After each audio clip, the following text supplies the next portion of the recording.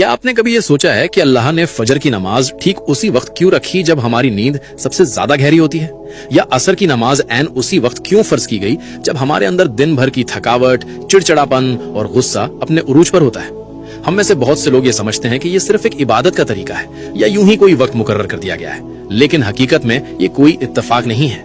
अल्लाह ने 5 वक्त की नमाजें बिल्कुल उन्हीं वक्तों में फर्ज की हैं जहां आपकी रूह और आपका दिमाग सबसे ज्यादा कमजोर होते हैं।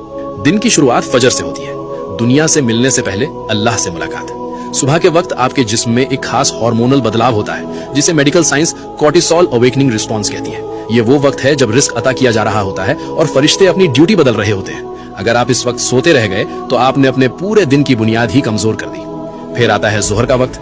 दिन के बीच में जब आप काम कर रहे होते हैं तो आपके जिस्म का एनर्जी लेवल गिरने लगता है, फोकस खत्म हो जाता है, दिमाग थकने लगता है और इंसान गलत फैसले करने लगता है।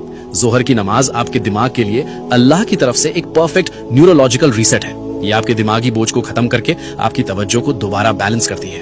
अब बात करते हैं असर की, जिसे जज्बाती कमजोरी का वक्त कहा गया है। शाम से पहले के इस वक्त में इंसान अक्सर गुस्से में होता है, दूसरों पर भड़ास निकालता है और सबसे ज्यादा गलतियां करता है। इसीलिए अल्लाह ने कुरान की सूरे अल असर में वक्त की कसम खाई है।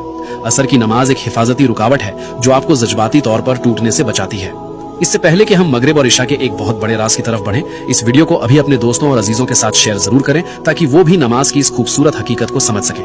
मगरिब, बदलते हुए लम्हों का वक्त। जब सूरज गुरूब होता है तो आपका दिमाग दिन की रफ्तार से निकलकर आराम की तरफ जाने लगता है।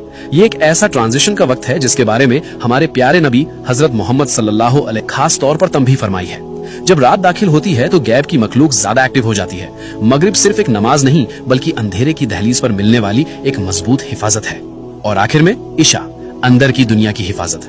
जब अंधेरा छा जाता है तो इंसान के अंदर ओवर थिंकिंग बढ़ने लगती है, दिल पर एक अजीब सा जज्बाती बोझ महसूस होता है। इस्लाम में नींद को एक छोटी मौत कहा गया है जहां आपकी रूह कब्ज की जाती है। इशा की नमाज गैब की दुनिया में दाखिल होने से पहले आपकी आखिरी हिफाजत है। याद रखिए, जब आप कोई नमाज छोड़ते हैं तो आप सिर्फ एक फर्ज नहीं छोड़ते बल्कि आप वो खास लम्हा खो देते हैं जो खालिक ने आपको संभालने और सुकून देने के लिए भेजा था। या अल्लाह हम सबको और हमारी नस्लों को 5 वक्त की नमाज कायम करने वाला बना दे। कमेंट्स में एक बार दिल से आमीन जरूर लिखें।